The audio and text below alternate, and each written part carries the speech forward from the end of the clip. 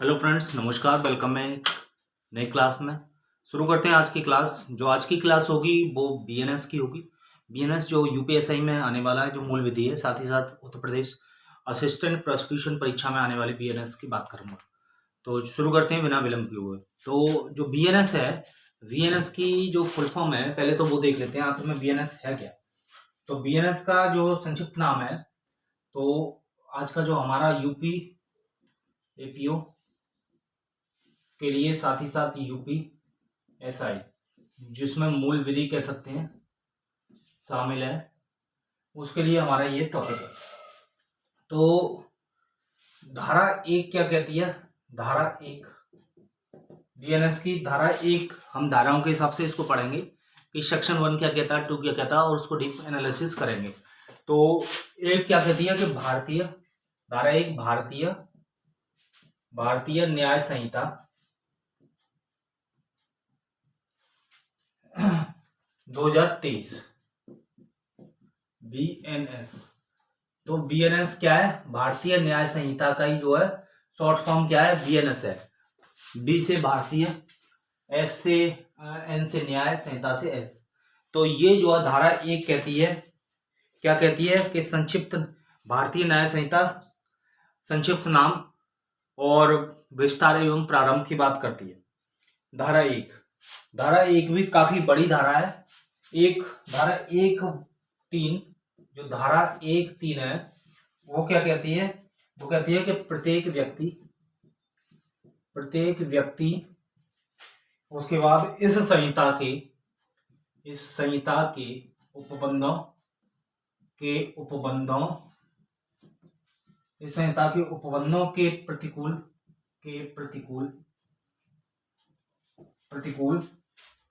प्रत्येक कार्य इस संहिता के प्रतिकूल प्रत्येक कार्य या लोप के लिए जिसका वह भारत के भीतर दोषी होगा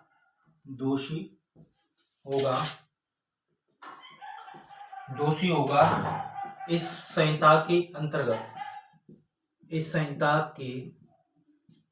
अंतर्गत दंडनीय होगा, अन्यथा नहीं। इसका अपवाद भी है। जो अपवाद है वो संविधान का 361 अनुच्छेद इसका अपवाद है। इसके बारे में बाद में बात करेंगे। तो धारा 1(3) क्या कहती है? तो बीएनएस की धारा 1(3, अच्छा, पहले इसका नाम भारतीय दंड संहिता था। भारतीय दंड संहिता मतलब कि भारत में यदि कोई अपराध होता है तो उस अपराध के लिए, तो पहले भारत में अपराधों के लिए, यानी कि कोई कृत्य अपराध है कि नहीं है, इसकी परिभाषा आपको विधि शास्त्र में मिलती है। और अपराध क्या होता है, इसकी परिभाषा मिलती है, विशद परिभाषा उसके विषय में बताया जाता है कि कौन कौन से कार्य अपराध होते हैं। परंतु भारत में जो कोई कृत्य किया जाता है, ये कह रहा है कि प्रत्येक व्यक्ति इस संहिता के उपबंधों के, ये कह रहा है धारा 1(3, बीएनएस की धारा 1(3, भारतीय न्याय संहिता की धारा 1(3, तो कह रही है कि प्रत्येक व्यक्ति इस संहिता के उपबंधों के प्रतिकूल, जो उसके उपबंध किए गए हैं, इसके प्रोविजन है, उसके अपोजिट जाके प्रत्येक कार्य, इस संहिता के उपबंधों के प्रतिकूल प्रत्येक कार्य, कोई सा भी कार्य, हर एक कार्य, एवरी जो वर्क है या लोप या ओमिशन, यानी कि जो कार्यों के लिए मना किया गया है उनको किया जा रहा है लोप के लिए, जिसका वह भारत के भीतर दोषी होगा। ये कह रहा है कि भारत के भीतर दोषी होगा, इस संहिता के अंतर्गत दंडनीय भी होगा। तो धारा 1(3 ये बताती है कि कोई व्यक्ति अगर जो संहिता है, बीएनएस की धारा, बीएनएस है, भारतीय न्याय संहिता है, उसके उपबंध करे गए हैं, जो प्रोविजन किए गए हैं, उसके प्रतिकूल, उसके अपोजिट में जाकर अगर कोई काम करता है, प्रत्येक कार्य या लोप करता है, तो उसके जिसका वह भारत के भीतर दोषी होगा, भारत के भीतर दोषी होगा। तो इसी बात में ये छुपा है कि कोई व्यक्ति अगर अमेरिका, ब्रिटेन कहीं पे भी ऐसा काम करता है जो इस संहिता के उपबंधों के प्रतिकूल होता है, तो वो भारत के भीतर दोषी होगा और संहिता के अंतर्गत दंडनीय भी होगा, दंड का भी प्रावधान है। दोषी होगा तो दोषी होगा तो उसको क्या दिया जाएगा, दंड का भी प्रावधान किया जाएगा या दिया गया है कि सेक्शन 1(3) बीएनएस की धारा सेक्शन 1(3) में ये बात की गई है। सेक्शन 1 सब क्लॉज 3 धारा 1 उपधारा 3 में ये बात की गई है कि कोई व्यक्ति जो है इस संहिता के उपबंधों के प्रतिकूल कोई ऐसा कार्य या लोप करता है तो वो भारत के भीतर दोषी होगा, भारत के जिसके लिए वो भारत के भीतर दोषी होगा और संहिता के अंतर्गत दंडनीय होगा। ये 1(3) है। नेक्स्ट ये बात कर ले रहे हैं कि जो बीएनएस की जो धारा है इसमें ये है कि अच्छा, ये प्रश्न आता है कि बीएनएस कब से लागू हुआ। तो बीएनएस हमारा 1 जुलाई को, ये अगर पूछ ले कि बीएनएस कब लागू हुआ, बीएनएस कब लागू हुआ, तो 1 जुलाई 2024 को हुआ। ये बात हमें समझनी है कि 1 जुलाई, कभी कभी एग्जाम में ये पूछ लेता है कि बीएनएस कब लागू हुआ, तो 1 जुलाई 2024 को ये लागू हुआ। और क्या हुआ कि इसकी राष्ट्रपति की सहमति कब मिली, तो राष्ट्रपति की जो सहमति मिली बीएनएस में, तो राष्ट्रपति की सहमति, राष्ट्रपति कोई भी जो विधि बनती है, तो वो विधि जो बनती है, कोई भी कानून बनता है, विधेयक आता है, तो वो राज्यसभा और लोकसभा से पारित होने के पश्चात राष्ट्रपति के पास पहुंचता है और राष्ट्रपति उस पर क्या करते हैं, अपनी सहमति जताते हैं, सहमति देते हैं, उसके बाद कोई कानून जो है बनता है। तो राष्ट्रपति की सहमति कब मिली, तो राष्ट्रपति की सहमति 25 दिसंबर की सहमति को अगर बात करें, सहमति, तो 25 दिसंबर सन 2023 को इसको राष्ट्रपति की सहमति मिली और ये जो है बीएनएस पूरे देश में लागू हो गया। अच्छा, इसमें कितनी धाराएं हैं बीएनएस में? बीएनएस में 20 अध्याय और 358 धारा है। अगर बात कर लें कि बीएनएस में कितनी धाराएं हैं, तो धाराओं की संख्या, धाराएं कितनी है, अध्याय कितने हैं, ये भी प्रश्न पूछता है। तो 358 धाराएं और 20 अध्याय हैं। ये बात हमें समझनी होगी कि बीएनएस में कितनी धाराएं हैं, 358 धाराएं हैं और 20 अध्याय हैं। अब हम चलते हैं थोड़ा आगे सेक्शन 1(4) और 1(5) की तरफ कि कुछ और भी प्रावधान प्रोविजन करती है बीएनएस। तो ये जो है डेफिनेशन है कुछ कि बीएनएस किसके लिए है। 1 का 3 कहता है, 3 के बाद हम 4 पे भी आएंगे। तो अब हम चलते हैं कुछ बातों को लेकर आगे, जैसे इसको मैं बिगाड़ दे रहा हूं। तो सेक्शन 1(4) क्या कहता है, इसके लिए कुछ प्रोविजन करता है धारा। पहला तो प्रश्न यही आ जाता है कि बीएनएस कब लागू हुआ, तो बीएनएस 1 जुलाई 2024 को लागू हुआ। राष्ट्रपति की स्वीकृति कब मिली, तो राष्ट्रपति की स्वीकृति 25 दिसंबर 2023 को मिली। पूछ लेता है कि कितने अध्याय हैं, तो 20 अध्याय हैं। सेक्शन कितने हैं, तो 358 सेक्शन है, धाराएं हैं। अब नेक्स्ट चलते हैं कुछ बातों को लेकर कि सेक्शन 1(4) क्या कहता है। तो धारा बीएनएस की जो धारा है 1 सेक्शन उपधारा 4, तो धारा 1 उपधारा 4 क्या बात करती है, 1(4), तो ये बात करती है कि भारत के भीतर किए गए किसी अपराध को, ये कहती है कि भारत के भीतर किए गए किसी अपराध को, किसी अपराध के लिए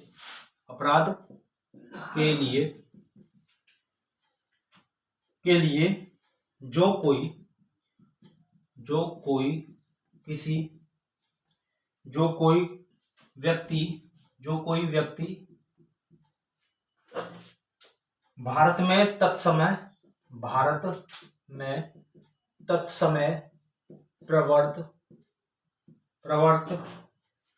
प्रवर्त किसी विधि के अनुसार विचारण का पात्र का पात्र हो, कौमा भारत से परे किए गए किसी कार्य के लिए, भारत से परे किए गए किसी कार्य के लिए उसे उस संहिता के उपबंधों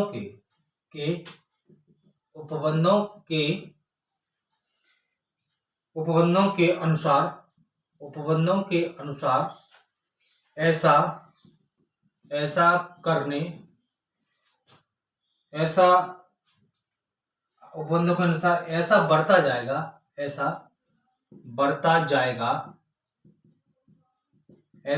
जाएगा मानो वह कार्य भारत के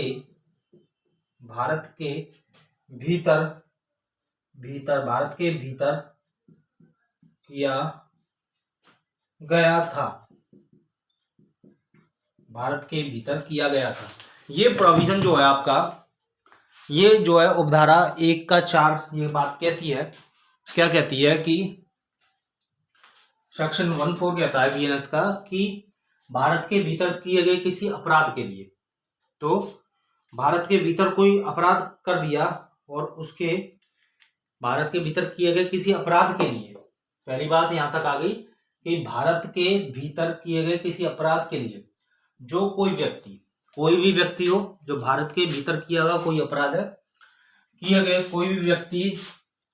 कोई भी व्यक्ति भारत में तत्समय प्रवर्त किसी विधि, देखो विधि कई प्रकार की होती है, कोई जिस समय जो प्रवर्त में थी, जो इन्फोर्स में थी, जो उस समय लागू विधि, तत्समय प्रवर्त का मतलब है जब वो व्यक्ति जिसने वो क्राइम किया है, अगर वो अपराध किया है, वो उस विधि के, उस कानून विधि का मतलब कोई लॉ, उसके अंतर्गत कोई काम किया है, तत्समय प्रवर्त विधि के अनुसार विचारण का पात्र हो, तो कोई विधि के अनुसार उसने कोई काम किया, कोई अपराध किया और वो ट्रायल, विचारण का मीन्स ट्रायल के लिए पात्र हो, तो भारत से परे किए गए किसी कार्य के लिए उसे उस संहिता के उपबंधों के अनुसार, यानी कि 14 जो बात कह रही है, तो भारत से बाहर जो कोई क्राइम कर दे उसको किस तरीके से विचारण किया जाएगा, कैसे दोषी ठहराया जाएगा, इसकी बात सेक्शन 14 में करी गई है।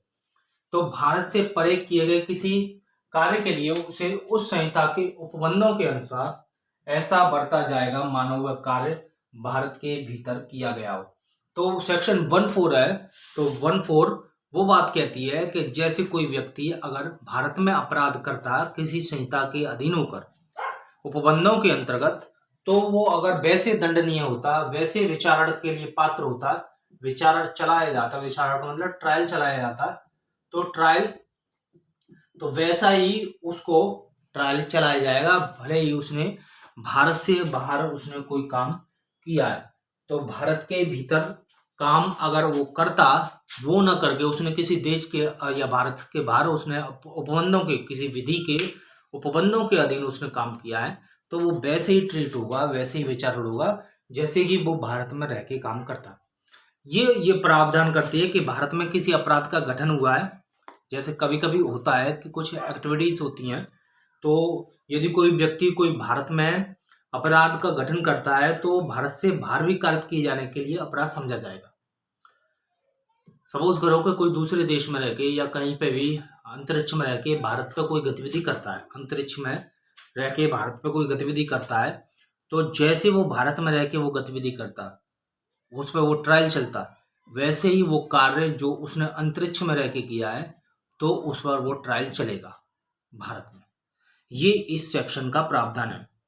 दूसरा यह कि कोई भारतीय विदेश में कोई कार्य करता है, इसी सेक्शन में कि कोई व्यक्ति अगर विदेश में काम करता है, कोई व्यक्ति यदि भारत से बाहर विदेश में कोई काम करता है, विदेश या विदेश को समझ लेना है फॉरेन कंट्री, विदेश में कोई कार्य करता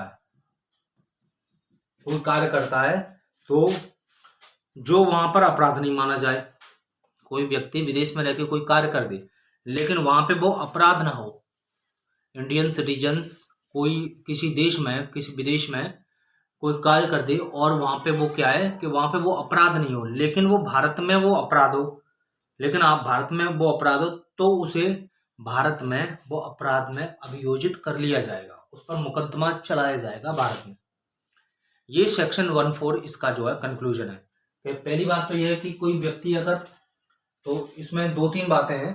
क्या बातें हैं कि जैसे कोई व्यक्ति 14 की बात दो तीन है कि कोई व्यक्ति यदि भारत से बाहर, कोई व्यक्ति भारत से बाहर अगर कोई कृत्य कर दे, नंबर एक। नंबर दो, जैसे भारत में कोई गतिविधि कर दे, भारत में कोई गतिविधि कर दे, वो गतिविधि कैसी हो, वो अपराध हो, अपराध हो, यानी कि प्लानिंग कर दे और वो दूसरे देश से, अंतरिक्ष से प्लानिंग कर दे, अंतरिक्ष से किसी दूसरे ग्रह से भारत में वो गतिविधि कर दे, अपराध की श्रेणी में आ जाए अगर वो कृत्य, तो वो उस पर मुकदमा चलाया जाएगा, भले वो व्यक्ति बाहर का है, बाहर है। पहली बात नंबर एक। नंबर दो, अगर कोई व्यक्ति भारत का है और दूसरे देश में कोई ऐसा कृत्य कर दे जो वहां अपराध नहीं है, दूसरे किसी देश में अपराध नहीं है, तो क्या होगा, जब वो दूसरे देश में कोई अपराध नहीं है लेकिन ये समझा जाएगा अगर वो भारत में होता, अगर वो अपराध है भारत में, तो वो वैसे ही होगा, विचारण होगा जैसे कि वो भारत में उसने काम किया होता। सपोज करो कि किसी को कोई गाली देना कोई अपराध नहीं किसी देश में, लेकिन भारतीय कानून में, दंड संहिता में या कोई विधि और है, कोई कानून है, उसके अनुसार वो अपराध है। तो अगर भले ही किसी देश में मुकदमा नहीं चल रहा, लेकिन जब वो भारत में का नागरिक है तो उस पर यहाँ मुकदमा चल सकता है। ठीक, ये सेक्शन 14 कहता है। आगे चलते हैं सेक्शन 15 की तरफ। तो सेक्शन 15 क्या कहता है उसकी बात हम लोग कर लेते हैं। तो सेक्शन 15 जो है वो ये कह रहा है कि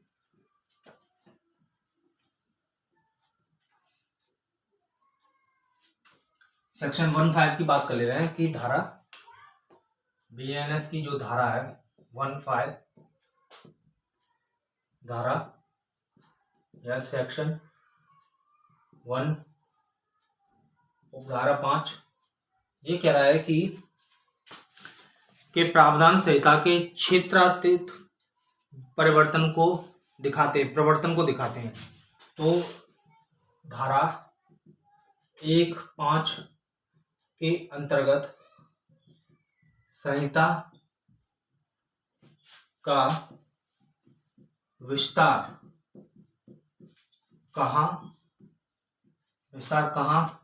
कहाँ हुआ है इसके बारे में बताते हैं। क्या बताते हैं? इसके बारे में बताते हैं कि वो जो सेक्शन है, यानी कि ये संहिता है, भारतीय न्याय संहिता है, वो कहाँ पे भारत के किस किस कोने में किस किस हिस्से पर लागू होगी, इसके बारे में बात करता है सेक्शन 15। तो ये विस्तार के बारे में बताता है।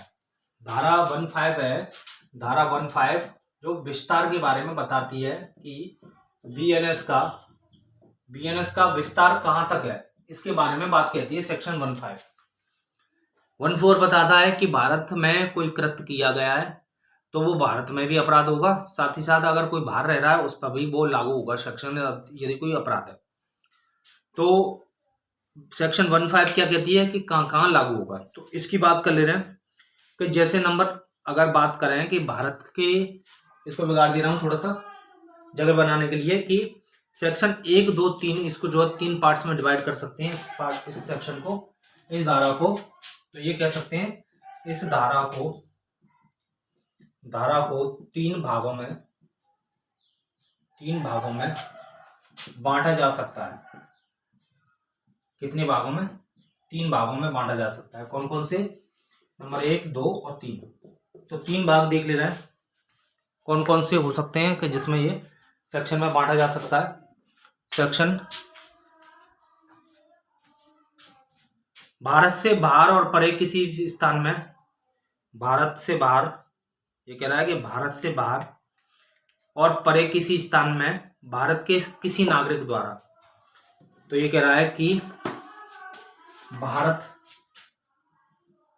भारत से से बाहर, भारत से बाहर। तो ये सेक्शन जो 15 है ये व्यक्तियों के बारे में बात करती है। किसके बारे में कि किस किस पर लागू होगा, किस किस पर लागू होगी, ये व्यक्तियों के विषय में बात कहती है। ठीक है। बीएनएस का विस्तार कहां तक है, कहां तक का मतलब क्षेत्र नहीं है, ये क्षेत्र नहीं है, क्षेत्र के साथ साथ कह सकते हैं क्षेत्र तो है लेकिन वो व्यक्ति विशेष क्षेत्र है, तो व्यक्ति पर लागू होती है एक बात कि पर्सन पर। साथ ही साथ मैं तो इसको व्यक्ति मानूंगा, मैं इसको व्यक्ति मानूंगा, लेकिन वो व्यक्ति कहाँ कृत्य करता है, कौन सा व्यक्ति कृत्य करता है, इसके बारे में ये बात कहती है। जैसे भारत से बाहर और किसी स्थान में, भारत के से बाहर और किसी स्थान में, किसी स्थान में भारत के किसी नागरिक द्वारा, भारत के किसी नागरिक द्वारा, तो भारत से बाहर और किसी स्थान में भारत के किसी नागरिक द्वारा, तो भारत से कोई बाहर है लेकिन वो कौन है, भारत का नागरिक है, इंडिया का सिटीजन है। सेक्शन 15 में, तो 15 में ये बात हो रही है कि भारत से बाहर कोई व्यक्ति है, कौन है, भारत से बाहर कोई व्यक्ति है, तो तब क्या होगा, तो उस व्यक्ति पे भी ये सेक्शन लागू होगा। भारत से बाहर कोई व्यक्ति है लेकिन वो कहाँ का है, नागरिक है, इंडिया का सिटीजन है, तो सिटीजन ऑफ इंडिया के लिए ये बात की गई है। नंबर 2, भारत में पंजीकृत, अब ये स्थान भी है, भारत में पंजीकृत कोई पोत फिर या विमान चाहे वह या विमान चाहे वह कहीं भी हो, कहीं भी हो किसी व्यक्ति द्वारा। तो दूसरा नंबर ये है, पहला नंबर ये है कि पहला कह रहा है भारत से बाहर या किसी स्थान में, कोई भारत से बाहर कोई जगह है, कहीं पे भी, स्वर्ग नरक कहीं पे भी, और कोई व्यक्ति भारत के किसी नागरिक द्वारा अगर कोई कृत्य किया जाता है जो इस संहिता के उपबंधों के प्रतिकूल या तत्समय प्रवर्त किसी विधि के प्रतिकूल किसी कार्य या कोई लोप करता है, तो वो इस संहिता के अधीन विचारण होगा। वैसे ही एक व्यक्ति जो है भारत से बाहर या किसी स्थान पर कोई काम करता है, कौन करता है, भारत का नागरिक, तो वो इस संहिता के अधीन उस पर विचारण होगा। नंबर 2 ये बात हो रही है कि भारत में पंजीकृत कोई पोत है, कोई पानी का जहाज है, कोई विमान है, चाहे वह कहीं पे भी हो, भारत में वो जो है विमान बना और भारत में रजिस्टर्ड विमान है और वो कहीं चला गया, कहीं पे भी अंतरिक्ष में चला गया या चांद पे उतर गया, मंगल पे उतर गया कोई, और वो मंगलयान या चंद्रयान, और वो जो है वहां पर जाके कोई कृत्य हुआ, कोई कार्य हुआ, उनमें लड़ाई होगी आपस में, तो लड़ाई कैसे होगी, वो इस संहिता के अधीन उसको ट्रायल किया जाएगा।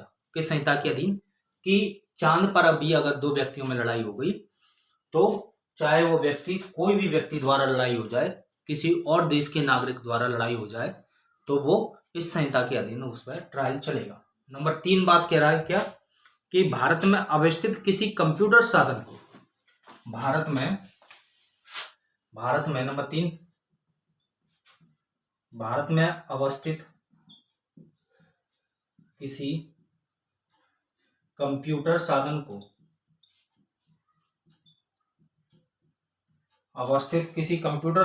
को, लक्ष्य बनाकर, क्या बनाकर, लक्ष्य बनाकर, यहां जगह नहीं है, ऊपर लिख दे रहा हूं, लक्ष्य बनाकर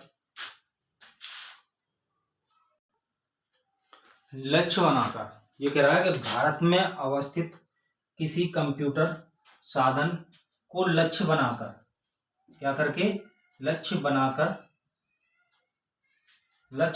वो क्या करता है, लक्ष्य बनाकर भारत से बाहर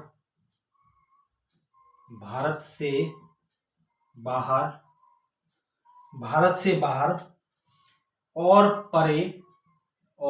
परे किसी स्थान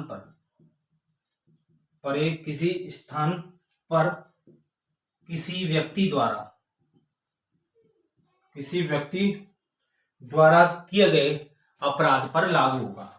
परे लक्ष्य बनाकर किसी व्यक्ति द्वारा किए गए अपराध पर लागू होगा, किए गए किसी अपराध पर लागू होगा, किए गए किसी अपराध पर लागू होगा। तो अपराध पर लागू होगा कहां पे, भारत से बाहर और किसी स्थान पर किसी भारतीय नागरिक द्वारा किए गए अपराध पर लागू होगा। दूसरा, भारत में पंजीकृत कोई पोत या विमान, चाहे वो कहीं पर भी हो, फिर किए गए अपराध पर लागू होगा। नंबर 3, भारत में अवस्थित किसी कंप्यूटर, भारत में अवस्थित है कोई कंप्यूटर और साइबर अटैक हो जाए, कोई कंप्यूटर सिस्टम में जो वायरस आ जाए, तो लक्ष्य बनाकर, कैसा, लक्ष्य बनाकर टारगेटेड भारत से बाहर और परे किसी स्थान पर किसी व्यक्ति द्वारा किए गए अपराध पर लागू होगा। तो यहाँ व्यक्तियों पर लागू होगा अपराध, वो कहाँ पर हो, कहाँ अपराध करें, उन व्यक्तियों के बारे में ये सेक्शन बताता है। तो उम्मीद है कि मैंने सेक्शन 1-5 तक आपको बताया, जो आगे भी मैं इसको पढ़ाऊंगा आपको। तो फिर मिलते हैं एक नई क्लास, एक नई वीडियो के साथ, आपकी तैयारी के साथ, यूपी एपीओ, यूपीएसआई, जुडिशरी की प्रिपरेशन के लिए, एडीओ के लिए, एडी हरियाणा या अन्य स्थान पर जुडिशरी के लिए। तो अगर आप चैनल पर नए हैं तो चैनल को सब्सक्राइब कर लेना, जिससे आने वाली सारी वीडियो, सारी नोटिफिकेशन आपको मिले।